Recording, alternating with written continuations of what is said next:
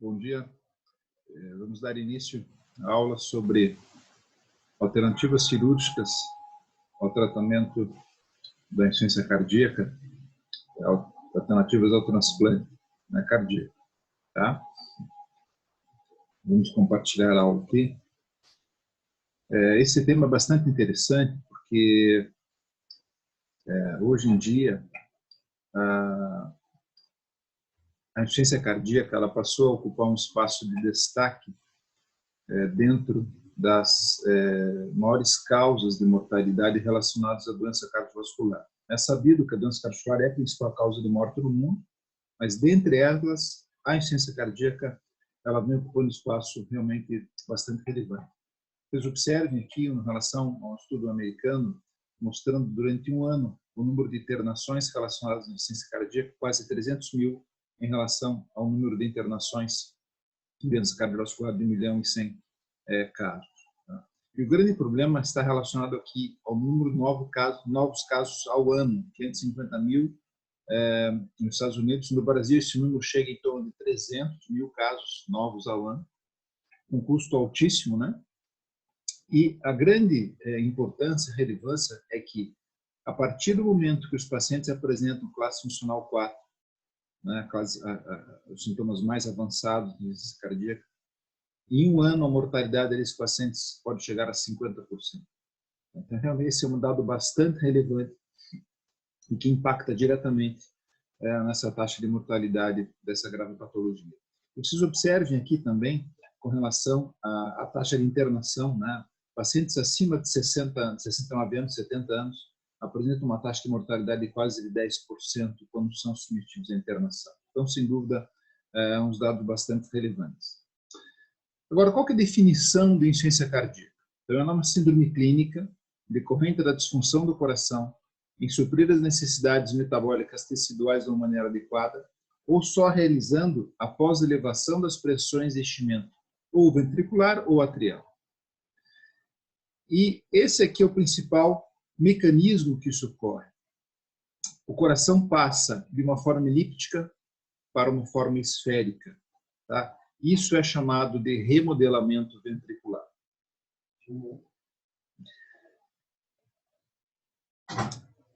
Agora, qual que é a etiopatogenia da insuficiência cardíaca? Então, essa forma esférica, tá, do coração, ela é comum à insuficiência cardíaca. E ela é em consequência do quê? Da distensão da musculatura remota após um infarto, né, uma isquemia. Tá? É a região contralateral, de onde tem isquemia, ela acaba se distendendo. Ela pode ser uma dilatação secundária a uma insuficiência valvar ou própria doença intrínseca do cardiomiócito, na cardiomiopatia não isquêmica, as miocardiopatias dilatadas, virais e idiopáticas. Em que consiste o tratamento cirúrgico de insuficiência cardíaca? A gente precisa melhorar a sua estrutura, tá? Porque de alguma forma ela está distorcida, reconhecendo quais são os pontos alterados da sustentação de base e procurar, de alguma forma, fazer com que haja essa reversão do remodelamento ventricular. Ou seja, na forma elíptica, a gente tem que voltar a tentar fazer com que esse coração fique de uma forma voltar a ser uma forma elíptica, né? Depois da forma arredondada que ele se torna. Então, essas são as opções de tratamento de transplante cardíaco, tá? A correção cirúrgica do aneurisma do ventrículo esquerdo, a revascularização do miocárdio na cardiomiopatia isquêmica, a gente vai discutir bastante em detalhes esse tema, a ressincronização ventricular, ventriculectomia parcial esquerda, a cirurgia da válvula mitral, os dispositivos de essência ventricular, ou melhor, os corações artificiais, e a terapia celular também ocupam destaque. Então, com relação ao transplante cardíaco, sem dúvida, é o melhor tratamento hoje para pacientes com insuficiência cardíaca classe 4, onde nenhum tratamento mais responde. Tá? Mesmo a gente sabendo disso, que nunca teve estudo randomizado sobre o transplante. Mesmo porque é muito difícil você propor um estudo randomizado para quem está numa fila de transplante. Tá? Então, quais são os critérios, né, de indicação? São bem claros, não vou entrar em detalhe aqui. Mas o mais importante é que o transplante ele aumenta a sobrevida e melhora a qualidade de vida. pouco de histórico: o primeiro transplante feito por Cristiano Barda, na África do Sul, uma sobrevivência de 18 dias, acabou falecendo por pneumonia. No Brasil, pouco tempo depois, 1 ano e meio após, Sor Zerbini acabou fazendo o primeiro transplante. O paciente acabou falecendo em decorrência de rejeição por 23 dias. Eu vejo que, com relação à sobrevida dos transplantes, alguns estudos internacionais sugerem que o primeiro ano, a sobrevida na doença idiopática, ela pode chegar a 84%. Outros estudos, no primeiro mês, com 94% de sobrevida. Tá? Em 1 ano, essa taxa cai, né, em torno de 74%, mas em 10 anos ela pode chegar a quase 60%. Então, sejam dados bastante interessantes. Infelizmente, no Brasil, esses dados não se replicam. Nós temos aqui uma taxa de sobrevida no final do primeiro ano em torno de 70%. Né? E existe um acréscimo do número de doadores. Claro que a pandemia ela teve uma repercussão ruim, né, no número de doadores, mas existe espaço realmente para que haja um aumento do número de transplantes. O grande problema justamente é o doador. Né? Então, por isso que acaba ocorrendo uma limitação da sua indicação. Entretanto, apesar de ser o melhor tratamento para a insuficiência cardíaca, existem complicações, né? Existem dificuldades com relação a isso. Além do número de doadores, da falta de doadores, essas complicações realmente fazem com que haja essa porcentagem de mortalidade relacionada ao transplante. Quais são elas? Então, nós temos, primeiro, a falência primária do coração, principalmente decorrente ao tempo de isquemia, ou seja, ao tempo de retirada do órgão e o implante no receptor. Existem alguns pacientes que têm uma resistência vascular pulmonar alta e existe uma disfunção do ventrículo direito do doador, então faz com que haja uma resposta mais restrita ao transplante. Existe a rejeição, né, tanto celular como moral. Existe a infecção hospitalar, eventualmente oportunista, infecção tardia. Existe a doença coronariana. Em decorrência da imunossupressão, alguns pacientes acabam desenvolvendo essa insuficiência coronariana. Então, nós, até particularmente, já operamos alguns pacientes transplantados que precisaram ser revascularizados. Então, essas são as complicações relacionadas ao transplante cardíaco. Outra importante contribuição cirúrgica aos pacientes com insuficiência cardíaca é a correção cirúrgica do aneurisma do ventrículo esquerdo. Tá? Então, essa é uma grave complicação relacionada em torno de 15% dos pacientes que evoluem com oclusão da artéria interventricular anterior. Ela acaba por fazer um abaulamento do ventrículo esquerdo na região infartada. Isso pode levar à arritmia, eventuais embolias e até à insuficiência cardíaca. As principais alterações ocorrem no ventrículo, né? Ela ocorre por causa de uma expansão da área do infarto, a dilatação da área não infartada. Com isso, faz com que haja uma piora da contratilidade global e voltando ao aspecto de remodelamento ventricular, passando da forma elíptica para o aspecto globoso. Cooley, em 58, um cirurgião que propôs essa primeira cirurgia, fazia-se apenas uma ligadura, uma ressecção dessa região, né, e uma sutura. O professor Adib Jatene, um brasileiro, realmente teve uma participação importante nesse conceito da reconstrução geométrica, né, fazendo com que houvesse esse isolamento da região infartada, mas na tentativa de você obstruir esse abaulamento, mas com uma forma de, na sutura, você fazendo uma tentativa de tornar o ventrículo uma forma elíptica. Em 89, com mudança de alguns paradigmas, Dor propôs o implante do PET endocavitário, que a gente vai ver na sequência, realmente implantando um PET e dentro do ventrículo, para que a gente pudesse realmente fazer esse efeito antirremodelamento. Com relação à indicação cirúrgica, ela está diretamente relacionada à apresentação clínica desses pacientes. É um paciente que tem angina, pode ter dispneia, arritmias atriásico-ventriculares e sinais de insuficiência cardíaca. Quando os pacientes apresentam esses sinais e sintomas, você pode ter sustentação para indicar um procedimento cirúrgico. Então, a meta nessa cirurgia qual é? É corrigir a regiometria ventricular, né, reduzindo a tensão da parede. porque quando existe essa dilatação ventricular, esse abaulamento, existe uma tensão muito grande, que o coração não contrai nessa região, então ele fica bastante distendido. Tá?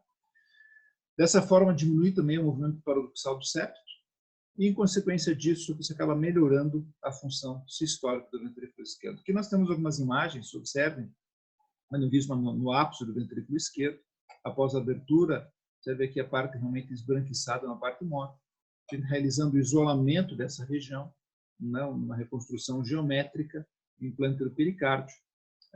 E aqui a gente consegue ver um exemplo rápido de uma cirurgia, como ilustração. Você observa um coração bastante dilatado, esse caso proveniente de uma cardiomiopatia isquêmica, o paciente já tinha sido acometido do infarto. Tá? Esse paciente foi estabelecido extracorpóreo, com o coração paralelo. Aqui feito a abertura dessa região infartada, se observem a presença até de trombo dentro dessa cavidade. Era um paciente que apresentava sinais de embolização, insuficiência cardíaca. E o mais importante, se observem que a região toda esbranquiçada é a região onde existe a presença da fibrose. E esse é o objetivo da cirurgia, que a gente possa isolar essa região. Então, para isso, a gente acabou clampeando a aorta ascendente, fazendo o coração voltasse a bater, para que a gente possa identificar exatamente aonde existe contração de músculo ou aonde é fibrose. Então, a gente faz a delimitação dessa região e aí o implante dessa placa de pericárdio, ocupando essa região aneurismática. Tá? Nós temos aqui alguns pontos de sutura adicionais. Então, toda essa região acometida pelo infarto. Tá? A finalização da cirurgia. Ainda essa corpórea, também o paciente foi submetido à cirurgia de revascularização do miocárdio, né, com ponta de safena. Era um paciente já de 80 anos. E aqui já paciente cirurgia finalizada, cirurgia essa corpórea já desconectada e melhora da contração.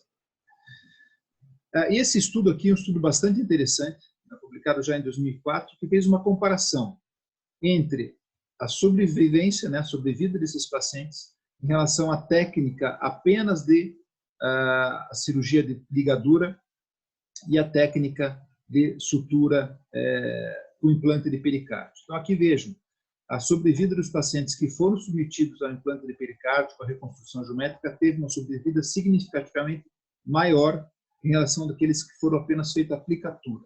Tá?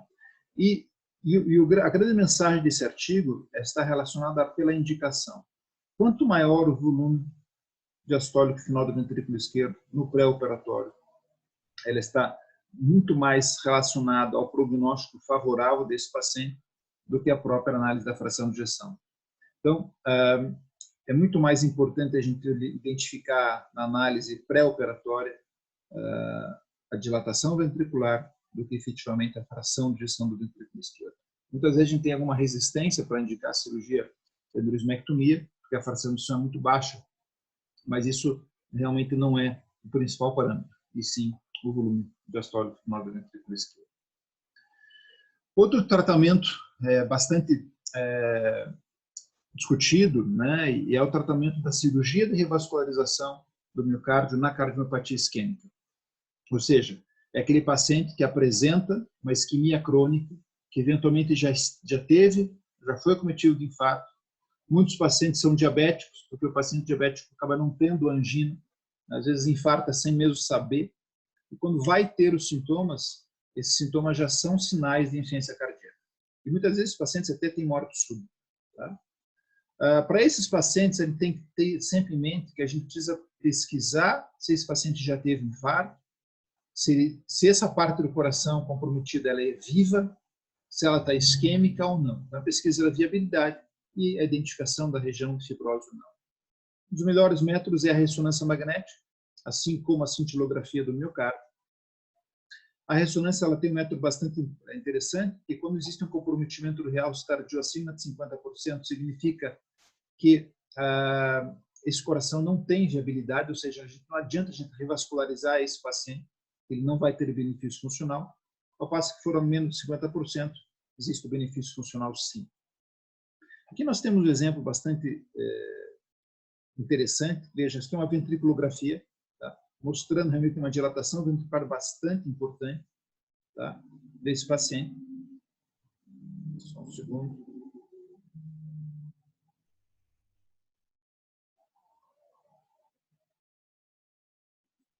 Só um segundo aqui, pessoal.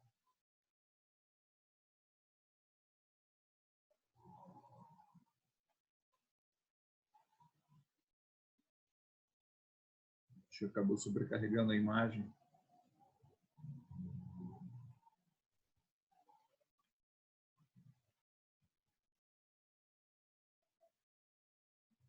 Então, a cirurgia de revascularização no miocárdio, realmente o ventrículo bastante dilatado. Aqui nós temos um exemplo também da obstrução coronariana, né? Então artérias bastante finas, muitas vezes esses casos são indicados tratamento clínico, tá? Pela gravidade dessas lesões coronarianas. Tá, mas esse é um exemplo que esse paciente acabou sendo revascularizado novamente.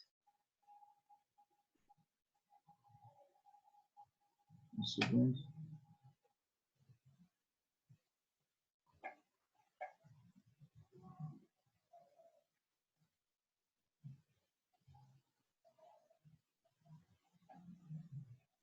Esse paciente acabou sendo revascularizado. Então, aqui foram realizadas 3 pontes nesse paciente. Então, foi feita uma safena para o ramo marginal e uma radial para o ramo diagonal, além de uma mamária para descendente anterior. As imagens não estão passando.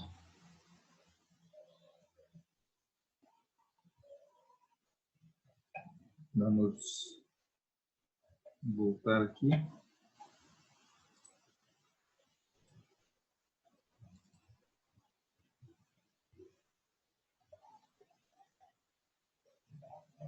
Então, vamos passar aqui essas imagens. Tá? Esse paciente acabou sendo revascularizado. Tá? Só uns segundos.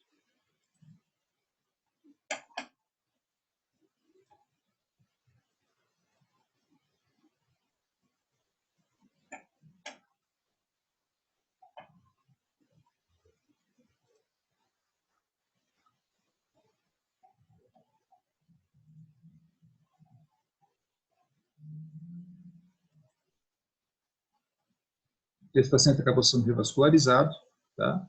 E a fração de ejeção, que inicialmente era de 25%, ela passou a 35% com melhora funcional. Mas o que fica importante é que esse é um estudo que foi feito, né, bastante interessante, envolvendo 244 pacientes, que tinha como objetivo identificar a sobrevida, fatores pré-operatórios e melhora funcional de pacientes com disfunção ventricular esquerda submetidos à cirurgia de revascularização no miocárdio. Né? Eram pacientes que já tinham tido infarto prévio, classe funcional 3 e 4. Vejo, de pacientes com fração de ejeção de 9 a 35%, média de 29%, né? E tinha viabilidade miocárdica presente, tanto pelo ecocardiograma, por ecoesteros, como pela cintilografia. Né? Temos média de 3,01 enxertos por paciente, segmento de 4 anos foram de 94% dos pacientes. E veja que interessante, mortalidade hospitalar envolveu 3,7%, envolvendo 9 pacientes, ou seja, o resultado para a gravidade desses pacientes bastante favorável. E o que chamou a atenção é que a sobrevida em 4 anos foi de 89,7%. O que foi identificado nesse estudo é que aqueles pacientes que apresentavam pressão artéria coronária acima de 70%, a sobrevida foi apenas de 25%. E aqueles que estavam em classe funcional 4, apenas de 10%. Ou seja, a gente precisa tomar muito cuidado na indicação cirúrgica desses pacientes. Se tiverem essas duas características de pressão da artéria coronária mais alta e classe funcional 4, a gente deve, aí sim, contraindicar o procedimento cirúrgico. Entretanto, nos demais pacientes, se esse músculo for viável, o benefício da cirurgia ele é evidente.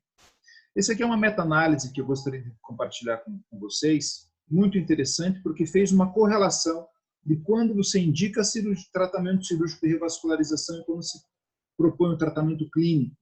Tá? E foram separados os pacientes em 2 grupos, e esses 2 grupos subdivididos em mais 2. Aqueles que apresentavam miocárdio viável e não viável. Então, naquele grupo de pacientes que foram revascularizados e que apresentavam miocárdio viável, a mortalidade foi de 3,2%. Ao passo que aqueles que foram submetidos à cirurgia e, de alguma forma, esse músculo não era viável, a mortalidade foi de 7,7%. Ou seja, resultado não favorável. Da mesma forma que aqueles pacientes que foram submetidos a tratamento clínico e que tinham miocárdio viável e que não foram operados, a mortalidade foi de 16%. Tá? E o que foi submetido a tratamento clínico, miocárdio não viável, 6,2%. Ou seja, qual que é o resumo dessa meta-análise? É que aqueles pacientes que têm miocárdio viável, eles devem ser submetidos a tratamento de revascularização, quer seja percutâneo, quer seja cirúrgico. Porque essa viabilidade miocárdica acaba, de alguma forma, produzindo a isquemia, induzindo a arritmia ventricular e esse paciente evoluindo com morte súbita. Então, esse é um detalhe bastante importante. Um outro tratamento que realmente mudou o prognóstico dos pacientes com insuficiência cardíaca foi a ressincronização ventricular. Eu costumo dizer realmente que esse é um tratamento que, que quem inventou, quem propôs, poderia até ser candidato a um prêmio Nobel, porque realmente tirou um grande número de pacientes da fila de transplante. E a fundamentação para a ressincronização ventricular é a presença do bloqueio do ramo esquerdo em pacientes com uma fração de ejeção abaixo de 35%, o que apresenta em classe funcional 3 a 4, tá? Independente da sua causa. Né? E a fundamentação para isso é que o bloqueio do ramo esquerdo ele produz o retardo da ativação do ventrículo esquerdo em relação ao ventrículo direito, tá? Produz uma insuficiência mitral secundária, abertura e fechamento tardios da válvula mitral e aórtica, acaba reduzindo o tempo de enchimento ventricular, produz um movimento septal anormal, acaba criando um gradiente de pressão anormal entre os ventrículos e tem uma redução da fração de ejeção do ventrículo esquerdo. Então, a terapia de ressincronização, ela tem como objetivo você fazer um remodelamento reverso do ventrículo esquerdo, uma recuperação da insuficiência mitral, melhora do controle autônomo cardiovascular e periférico e melhora do controle neurohormonal. Ela é uma estimulação, é um tipo de marca-passo, que ela faz uma estimulação átrio, você coloca um eletrodo no átrio e um eletrodo em cada ventrículo, no ventrículo direito e no ventrículo esquerdo. Justamente pelo princípio, se eu tenho uma dissincronia ventricular, eu tenho que procurar estimular os 2 ventrículos ao mesmo tempo. Aqui nós temos um exemplo, aqui de um eletrodo conectado ao átrio direito, um eletrodo, nesse caso um eletrodo de choque no ventrículo direito e um eletrodo no seio coronário.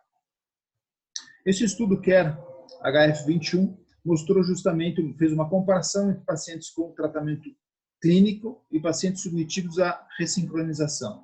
Mostrou realmente uma melhora sobrevida, né, em relação a esses pacientes.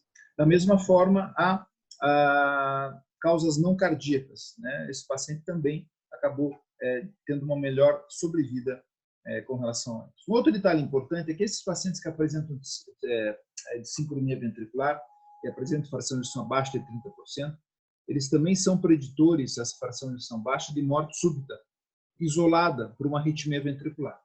Então, existe a indicação, além de realizar o ressincronizador, o implante do CDI, com o objetivo de você diminuir a morte súbita.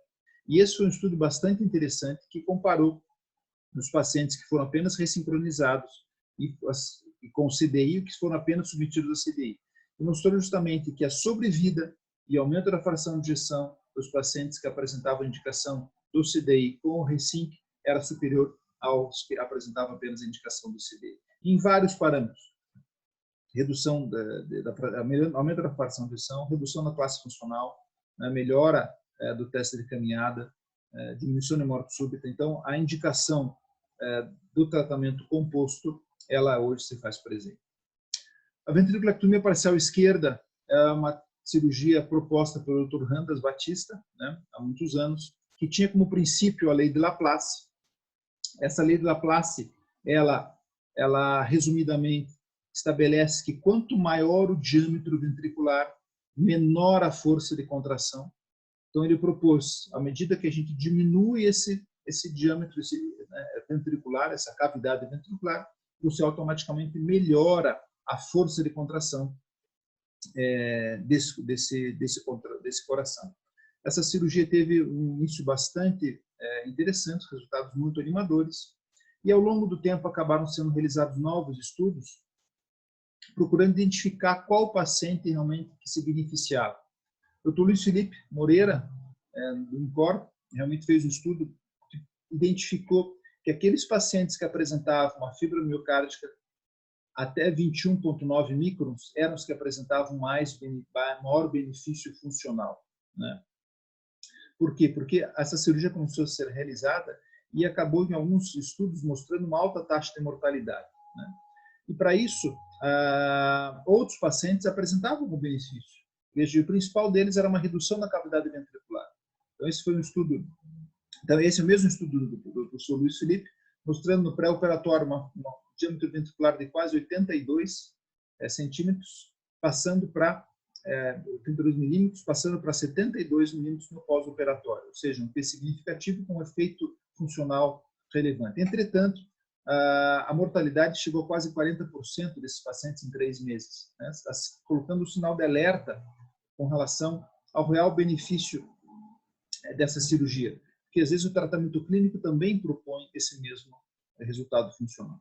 Tá? Foi feita aqui uma análise, um registro envolvendo 440 pacientes em 55 hospitais em 11 países. E a mortalidade em 5 anos ela chegou a 52%, ou seja, dados realmente de mortalidade altos, né? E de alguma forma essa cirurgia acabou tendo resultados semelhantes ao tratamento clínico. Então, de alguma forma essa cirurgia acabou sendo descontinuada na grande maioria dos países, infelizmente.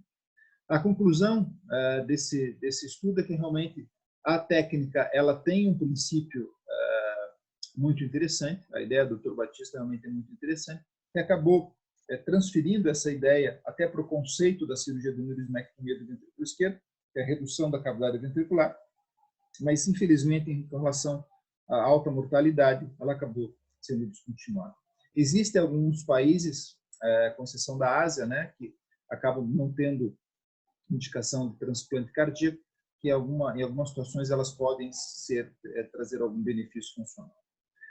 Nós temos também a cirurgia da válvula mitral, que é a insuficiência mitral, ela é decorrente muitas vezes da dilatação do coração, dilatação do anel mitral. Isso acaba piorando a hemodinâmica desse paciente. Então eu tenho uma disfunção no músculo papilar, uma dilatação do anel. E Bullen e Calafiore propuseram realmente uma técnica quando você faz uma aplicatura desse anel, colocando um anel na válvula mitral. Isso faz com que haja uma diminuição dessa dilatação ventricular. E esse é um estudo que fundamentou essa proposição, um estudo envolvendo 48 pacientes que apresentavam classe funcional 3 e 4, fração de ejeção baixa, né, veja, média de 17%, e que foram submetidos a esse procedimento. Veja, a sobrevida em 1 ano foi de 82%, em 2 anos 72%. Né? A grande maioria dos pacientes voltaram à classe funcional 1 e 2, e teve mortalidade de apenas um paciente transoperatório. Então, a cirurgia da válvula mitral também é uma opção de tratamento nesses pacientes com miocardiopatia dilatada. E vejam que resultados interessantes, né? O volume diastólico final de 271 ml passou para 206 no pós-operatório, e a fração de ejeção de 17 para 26. Ou seja, dados bem sólidos, né? Ambos dados significativos, com P abaixo de 0,05. Então, mostrando realmente, em alguns casos específicos, a cirurgia da válvula mitral-plastia ela é bem evidente, o resultado funcional. Mais recentemente, a gente fala isso em torno de até uns 8 anos, a utilização dos dispositivos da ciência ventricular, mais conhecidos como coração artificial, acabou tendo um espaço também nesta gama de tratamento dos pacientes com insuficiência cardíaca. E qual é a definição do dispositivo de ciência ventricular?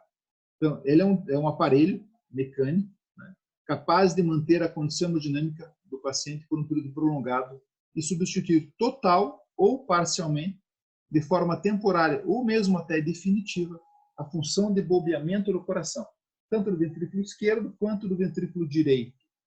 O princípio básico desse procedimento é aumentar o fluxo sanguíneo para todos os órgãos e tecidos, né?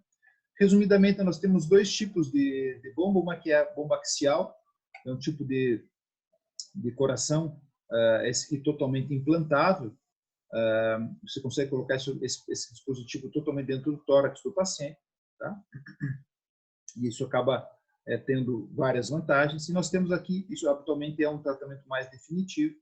Nós temos aqui a bomba centrífuga, que é um tratamento que você tem que colocar isso paracorpóreo, você conecta o paciente a essa máquina paralelamente ao seu corpo, tá?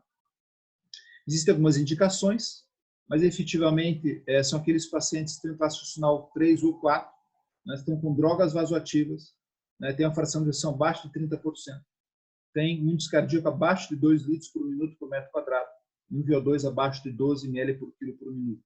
Tá? Então, são pacientes realmente bastante graves, muitos deles em fila de transplante, onde esse paciente existe um risco iminente de óbito, pode-se indicar esse procedimento. E quais são as situações clínicas que isso ocorre, né? Aquele paciente choque cardiogênico pós-infarto de grande extensão, pacientes com miocardite, né? E disfunção ventricular, cardiopatia dilatada, pacientes UTI com drogas vasoativas, às vezes até aqueles pacientes com dificuldade de sair dessa circulação corpórea, e também o uso de balão intraórtico sem resposta clínica. Tá? Então, esses são os critérios principais. Tanto de uma forma, né, de instalação da assistência ventricular temporária, até eventualmente esperar o próprio coração se recuperar, ou eventualmente definitiva, né, onde não existe mais benefício funcional. Esse foi um estudo publicado no New England, o REMATCH Trial, que mostrou realmente aqueles pacientes que apresentavam indicação de transplante cardíaco e que, de alguma forma, apresentavam uma contraindicação para tal. Então, esses pacientes foram divididos em dois grupos, 129 pacientes divididos em dois grupos, em que se propôs um implante do coração artificial de uma forma definitiva. Né? Então, não ia ser temporário para que depois retirasse esse coração. Não. Eram pacientes que apresentavam fração de ejeção de 25%, classe funcional 4, tá? E foi dividido, né? Foi randomizado. Alguns foram para tratamento clínico e outros para coração artificial. Veja que interessantes esses resultados. Houve uma redução de 48% do risco de morte em 2 anos de seguimento. A sobrevida no primeiro ano daqueles pacientes com assistência ventricular foi de 52%. E a sobrevida dos pacientes do tratamento clínico em 1 ano foi de 25%, ou seja, uma recuperação bastante interessante em termos de diminuição de mortalidade. E vejo que difícil, né? Tratamento clínico, em 2 anos, apenas 8% de sobrevida desses pacientes. Tá? Então, a partir disso, a assistência ventricular ela se tornou uma indicação viável. Existe realmente um problema de custo, né? Que é realmente ainda um custo alto desses pacientes, mas a tendência é que isso cada vez mais torne-se habitual, né, na rotina do dia a dia dos nossos pacientes. Então, aqui vejo a imagem esquemática de um coração totalmente implantado, estamos no HeartMate 2 ou Heartware. O coração cabe realmente na palma da mão, ele é pequeno, né? Aqui nós temos um exemplo de um sistema paracorpóreo, isso é um tratamento temporário, né? Aqui nós temos o ventrículo direito funcionando, o ventrículo esquerdo, pneumático. Esses modelos hoje eles estão em desuso, porque essa bomba pneumática acaba de alguma forma causando algum grau de embolia. E nós temos também como última alternativa, a terapia celular. Todo mundo já ouviu falar das células-tronco, que elas são células que têm a capacidade de regeneração do tecido, de uma maneira geral. E o princípio fundamental dessa terapia é que ela se diferencia de acordo com o meio em que ela é colocada. Partindo desse princípio, ela teve algumas indicações, né, e hoje ainda tem muitos estudos relacionados a isso. A gente utiliza essas células para regenerar o coração. Então, aqui esse é o estudo que resume bem, publicado pelo Paulo Marzullo. O paciente na cintilografia apresentava uma fibrose miocárdica e foi submetido ao implante das células-tronco nesta região de fibrose. E quando foi feita uma análise da perfusão desse paciente, observou uma melhora realmente evidente, bem visível, da sua perfusão. Esse mesmo paciente, né, quando feita a análise, não de perfusão, e sim análise de contratilidade, ela não repetia esse benefício. Então, quando se fazia análise de contração, por mais que tivesse melhorado a perfusão, não houve um benefício contrátil diferente da região da parede anterior, onde esse paciente foi submetido à revascularização do miocárdio. Então, houve uma melhora da contratilidade na parede anterior e na região das células foram transplantadas, isso não foi evidente. Por quê? Qual que é a fundamentação para isso? É que nas células, as células-tronco, de acordo com o que a gente falou, a diferenciação meio dependente, quando a gente injeta células-tronco na fibrose miocárdica, no infarto transmural, ela não tem substrato para se diferenciar em cardiomyopathy. O que ela faz é justamente uma neoangiogênese na região onde as células elas foram injetadas.